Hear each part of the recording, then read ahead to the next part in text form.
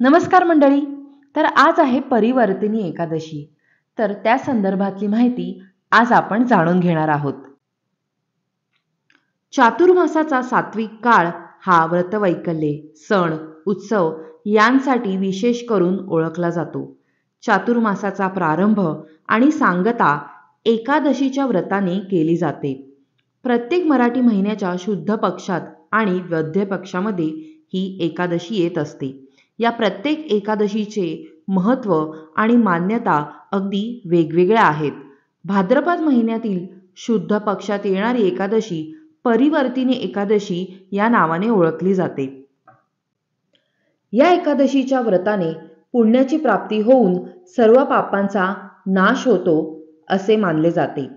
भाद्रपद महिन्यातील शुद्ध पक्षात येणाऱ्या एकादशीला श्री विष्णू शयन अवस्थेत असताना कूस बदलतात. त्यामुळे विष्णूंच्या स्थानात बदल होतो. म्हणूनच या एकादशीला परिवर्तिनी एकादशी असे संबोधले जाते. यासाठी या एकादशीचे व्रत हे अत्यंत महत्त्वाचे मानले गेले आहे. या व्रताचे जर आपण आचरण केले तर आपल्याला वाजपेय यज्ञाची पुण्यप्राप्ती होते.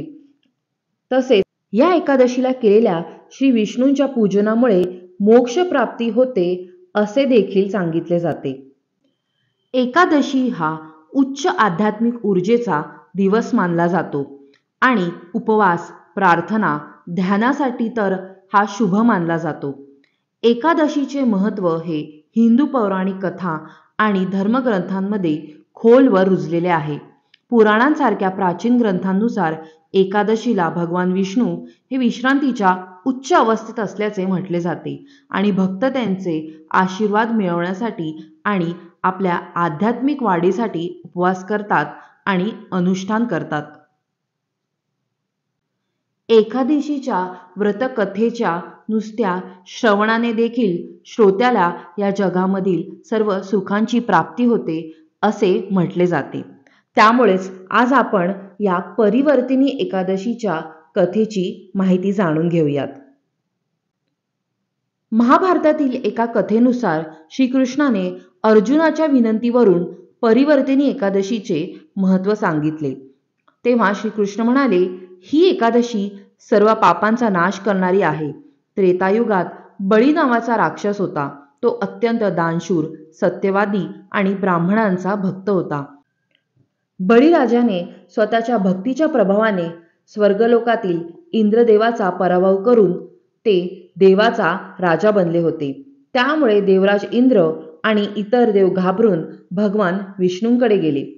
देवतांनी स्वतःच्या रक्षणासाठी देवाकडे प्रार्थना केली. त्यानंतर श्री विष्णूने वामनाचे रूप धारण करून राजा बळीला जिंकले. भगवान श्रीकृष्ण म्हणाले की वामनाचे रूप धारण करून मी त्याला विनंती केली की तू मला 3 पावले जमीन दान कर. त्यामुळे तुला तिन्ही लोकांच्या दानाचे फळ मिळेल. राजा बळीने माझी प्रार्थना स्वीकारली आणि जमीन दान केली. दानाचा संकल्प करताच श्री विष्णूंनी दैत्याचे रूप धारण केले. एक पाय पृथ्वीवर, दुसऱ्या पायाची टाच स्वर्गात आणि तिसरे नखांनी ब्रह्मलोक मोजले. त्यामुळे राजा बळीकडे तिसऱ्या पायी काहीच उरले नाही. म्हणून त्याने आपले मस्तक पुढे केले आणि भगवान वामनाने तिसरा पाय त्याच्या डोक्यावर ठेवला.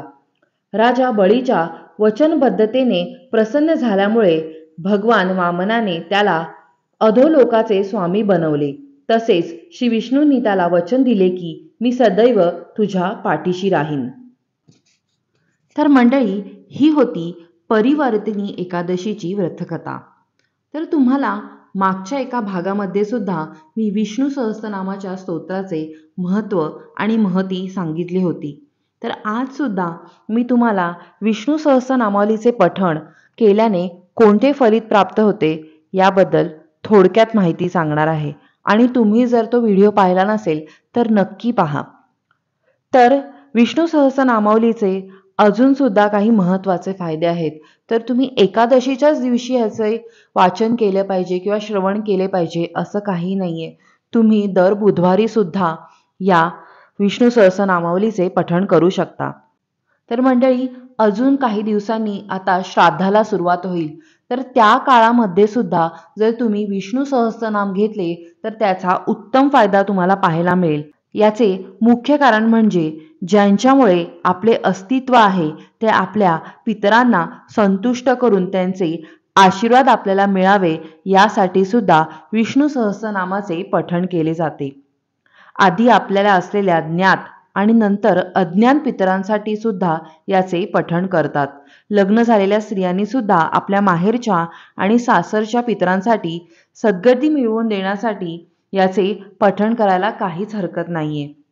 श्री विष्णू सहस्रनामावलीचे पठण इतर गोष्टींसाठी सुद्धा केले जाते, जसे की काही लोक व्यावसायिक उत्कर्ष होण्यासाठी, आपले घरातील सुसंबंध सुधारित करण्यासाठी, तसेच आर्थिक विकास करण्यासाठी, शत्रुभाव नष्ट करण्यासाठी, स्वतःच्या मानसिक समाधानासाठी, प्रगतीसाठी, तसेच पितरांना सद्गती प्राप्त करून देण्यासाठी याचा विशेष करून उपयोग केला जातो.